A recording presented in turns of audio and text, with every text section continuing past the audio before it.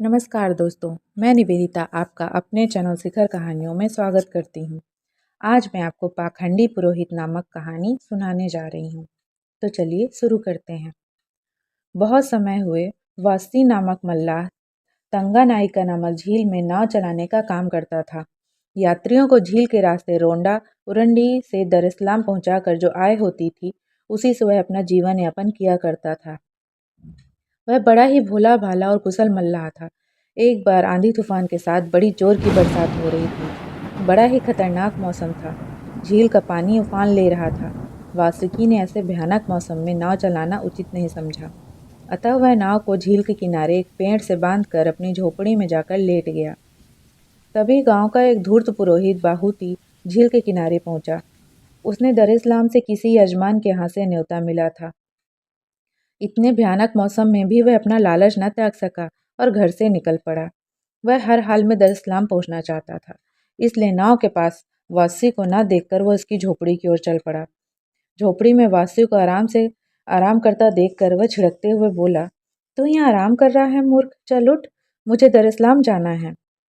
पुरोहित जी, इस तूफान में झील के पार जाना समझदारी नहीं है। बीच झील में अगर नौका उलट गई तो जान के लाले पड़ जाएंगे। परंतु पुरोहित बड़ा लालची था। उसने सोचा, अगर वह यजमान के यहाँ न पहुंचा तो नुकसान हो जाएगा। वह वासी पर पंडिताई का रौब झाड़ते हुए बोला, पुरोहित की बात मानोगे तो सुखी रहोगे। नौका में मेरे रहने से कोई अनिष्ट नहीं हो सकता। चलो जल्दी करो, मुझे देर हो रही है। वासी भोला भाला था। वह जल्दी पुरोहित की बातों में आ गया। उसने उठकर कहा, महाराज, आपकी बात तो ठीक है, पर कुछ हो गया तो मुझे दोष मत दीजिएगा। तुम निश्चिंत रहो, कुछ नहीं होगा। अब मल्लाह विवश हो चुका था, अतः उसने अपना पारिश्रमिक तय कर लेना उचित समझा। वह झिझकते हुए बोला, आप देख रहे हैं कितना तूफान बरसात मौसम है, फिर भी मैं आपको झील के पार पहुंचा दूंगा, पर मुझे मिलेगा क्या? पुरोहित अव्वल दर्जे का धूत था। वह बोला, अरे भाई, पुरोहित के पास ज्ञान के अलावा कुछ होता नहीं है। मैं तुम्हें ज्ञान की दो चार ऐसी बातें बताऊंगा जिससे तुम्हारा जीवन धन्य हो जाएगा। वासी पुरोहित की बात सुनकर मन मन में कुढ़ गया। डर के मारे कुछ बोला नहीं। वह जानता था पुरोहित जादू टोना जानते हैं। अगर उसने चूर चपट की तो वह मंत्र फूंककर उसे कहीं का नहीं छोड़ेगा। अतः यह सोचकर उसे झील के उस पार पहुंचा देगा। हो सकता है वह उसकी जिंदगी संवार दे। पुरोहित के साथ अपनी झोपड़ी से निकल उस ओर चल पड़ा जहां तट पर उसकी नौका खड़ी थी। तट पर पहुंचकर वासी ने अपनी नाव को पेड़ की खोल से झील में उतार दिया।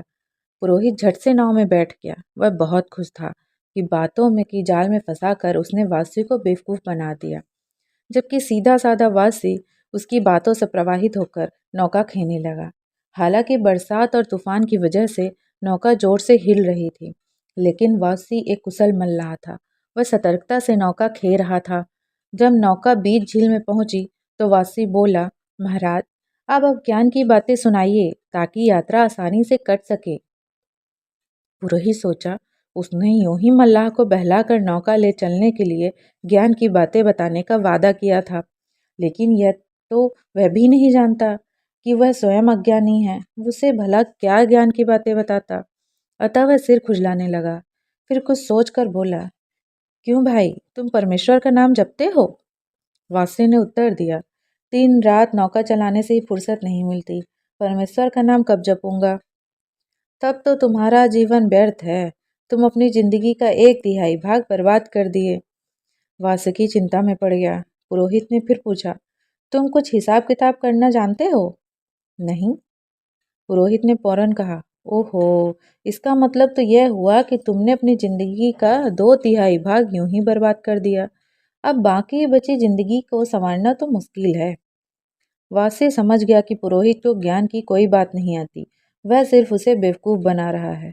इस पर वासुकी ने कोई जवाब नहीं दिया और चुपचाप नौका खेने लगा। पुरोहित की बातों से उसे बहुत ठेस पहुंची, इसलिए वह मन विचलित हो रहा था। वह पाखंडी पुरोहित को सबक सिखाना चाहता था।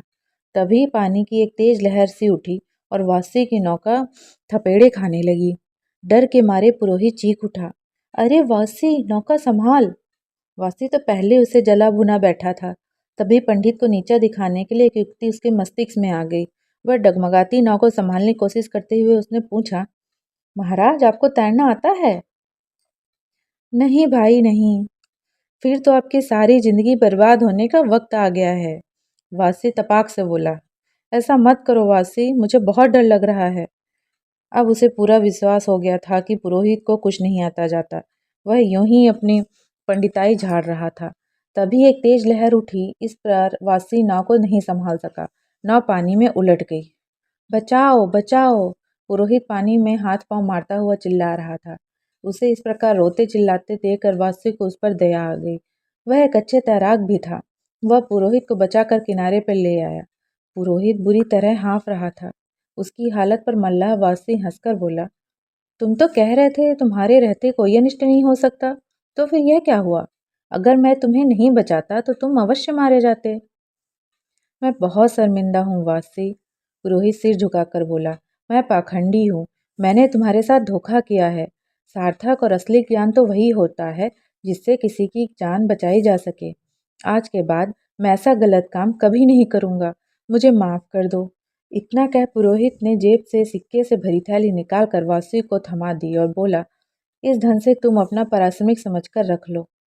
इतना धन? वासी हैरान रह गया। तुम्हें नई नाव भी तो तैयार करनी है। इतना कह पुरोहित मुड़ा और अपने घर की ओर चल दिया। वह मौत के आगोश से वापस आया था और वहां से उसे वासी खींच कर लाया था, जिसे वह अज्ञानी और मूर्ख समझ रहा था। इस घटना ने आज उसका हृदय परिवर्तन कर दिया। वासी उसे चुपचाप जाते हुए देखता रहा। अगर आपको मेरी कहानी अच्छी लगी तो प्लीज़ चैनल को सब्सक्राइब कर दीजिएगा। धन्यवाद।